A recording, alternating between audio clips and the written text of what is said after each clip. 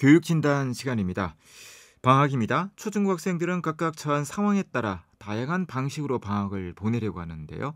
오늘은 방학을 맞아 창의력 배양을 위해 우리가 어떻게 해야 할 것인가에 대해 얘기해보는 시간 갖도록 하겠습니다. 오늘도 윤일현 교육문화연구소 대표 윤일현 선생님 전화로 모시겠습니다. 윤 선생님 안녕하십니까? 예, 안녕하십니까? 자, 최근 허준희 교수의 수학계 노벨상이라고 하는 필즈상 수상 이후에 우리 사회에서 창의력 교육에 대한 관심이 커지고 있습니다. 먼저 허준희 교수에 대한 여러 가지 보도가 있었는데요. 자, 우리가 어떤 점을 좀 눈여겨보면 좋겠습니까? 예, 최근 저도 이 허준희 교수에 대한 질문도 많이 받고 또 거기에 관련해서 글도 쓰고 했습니다만은 대체로 우리 사회의 특정인의 성공담이 예외적일 때 그 성공담은 상당히 과장되기 쉽고 하나의 신화화하는 경향이 있는데 허준희 교수의 경우도 그런 과정을 거치는 것 같습니다. 예를 들면은 많은 언론의 타이틀이 수포자가 필즈상 받았다. 사실은 굉장히 선정적인 보도거든요. 네. 이런 문제가 나오니까 허준희 교수도 이 문제에 대해서 해명을 했죠. 수포자가 아니고 어릴 때 구구단 외우는데 본인이 좀 어려워하니까 부모님께서 일시적으로 좌절한 적이 있다. 이 이야기를 한 게 타이틀이 수학 포기자 이런 표현이 나왔다고 하는데 허준희 교수 당사자도 수포자인 적은 없고 그냥 수학시험을 잘 칠 때도 있고 못 칠 때도 있었지만 평균 이상이었다는 이야기를 하고 있죠. 그래서 우리가 수학 포기자 이런 식은 문제가 되지 않는가 그런 생각을 하고요. 그리고 실제로 우리가 주목해야 될 것은 여러 발언이 있습니다만은 이런 대목을 눈여겨봐야 됩니다. 그가 여러 인터뷰에서 했는 말 중에 시를 읽으면 일상 대화에선 느낄 수 없는 종류의 소통을 느낄 수 있다. 시적 표현이 모호해서 저자가 의도한 바를 명확히 알기 힘들지만 그것 때문에 오히려 깊은 유대와 공감대를 갖게 되는 특별한 경험도 여러 번 했다. 시나 수학은 추상적 대상을 공유하면서 소통하고자 하는 욕구가 강하다. 수학은 인문학이라고 생각한다.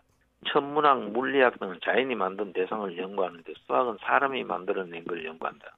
그런 면에서 철학, 문학과 수학은 오히려 결이 비슷하다. 이런 표현들에 우리가 눈여겨보고 우리가 수학자 하면은 그냥 바늘로 찔러도 피 한 방울 안 나올 것 같지만 다소 모호한 수학처럼 답이 딱 떨어지지 않는 무한한 중의적인 표현과 상징과 함축이 들어있는 시를 좋아했다.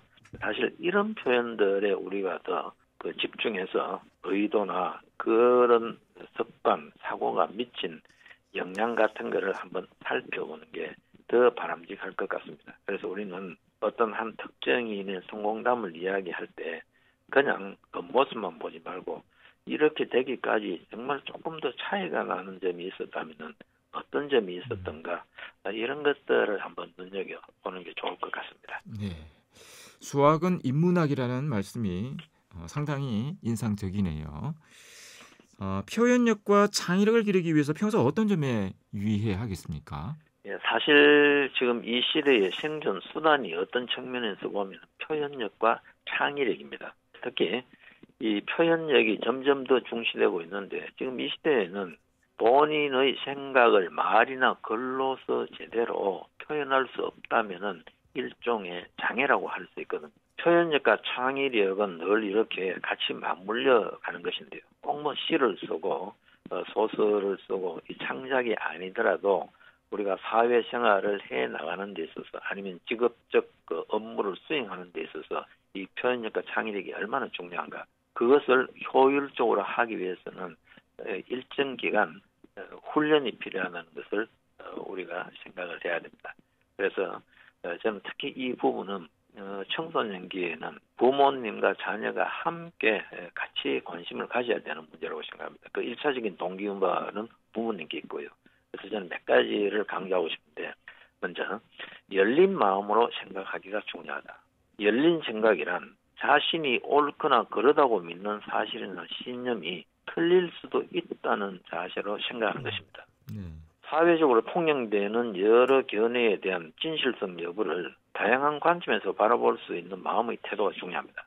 열린 마음이란 다른 쪽의 입장에서 논리적 타당성을 살펴보거나 상대방의 올바른 비판을 수용하는 자세입니다. 마음을 열어놓는 사람은 고정된 형식에 안주하지 않고 자신의 생각과 행동을 언제라도 더 나은 방향으로 바꾸려는 자세를 가진 유연한 사람입니다. 사실 이 이야기를 하고 보면은 지금 우리 사회의 어떤 정치권이나 아니면 노동계 등 그 첨예하게 대립하는 데서 정말로 내 자신이 마음을 열어놓고 상대의 이야기를 귀 열고 듣고 내 가슴을 열어놓고 수용하고 서로 받아들이고 또 토론할 거는 토론할 자세가 돼 있는가, 이런 것들도 우리가 한번 생각해 볼 필요가 있고요. 그 다음에는 비판적으로 생각하기가 중요합니다.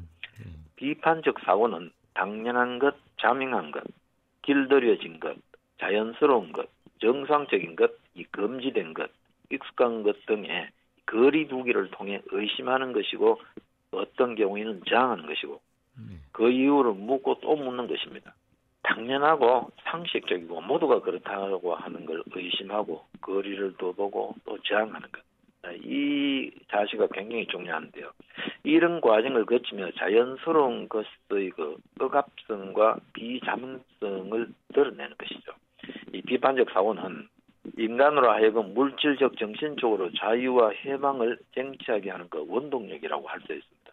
그러나 이 비판적 사고는 어느 한쪽에만 치우쳐 독단적으로 고집하는 것이 아니라는 사실을 또 생각을 해야 합니다. 이 비판적 사고란 모든 것에는 다양한 측면이나 차원, 구조가 있다는 것을 인정하고 그것을 따지는 것입니다. 그것만 오로지 옳다고 주장하고 선언하는 것이 아니고 객관적으로 살펴보되 비판할 것은 비판하고 내 견해도 늘 이렇게 성찰하면서 차근차근 밝혀나가는 자세가 필요합니다. 그리고 이 상호관계 속에서 생각하기도 굉장히 중요한데요. 세상의 모든 것은 이 관계의 거물망으로 연결되어 있습니다. 크든 작든 서로 영향을 주고받죠. 이 사람은 다른 사람이나 대상과 다양한 관계를 맺고 살아갑니다. 어떤 대상에 접근할 때 이 단편적이고 부분적인 관점에서 벗어나 유기적이고 전체적인 관점에서 취할 것은 취하고 버릴 것은 버려야 합니다. 이 평면적인 사고가 아닌 입체적 사고, 단편적인 사고가 아닌 통합적이고 체계적인 사고를 해야 합니다.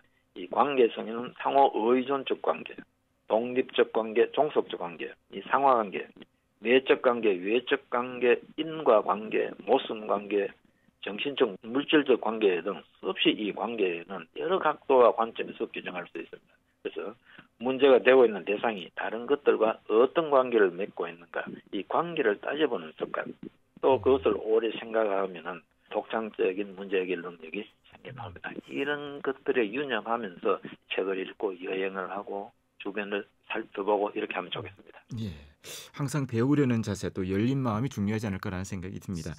자, 방학을 맞아 학부모님들께 좀 특별히 당부하고 싶은 말씀이 있을까요?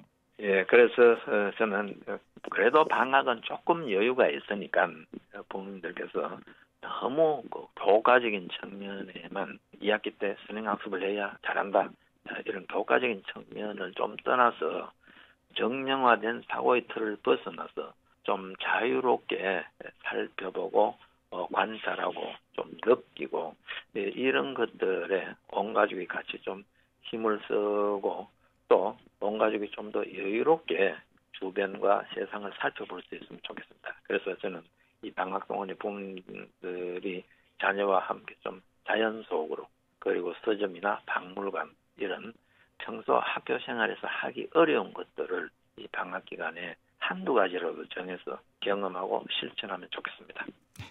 말씀 여기까지 듣도록 하겠습니다. 고맙습니다. 네, 윤일현 교육문화연구소 대표 윤일현 선생님이었습니다.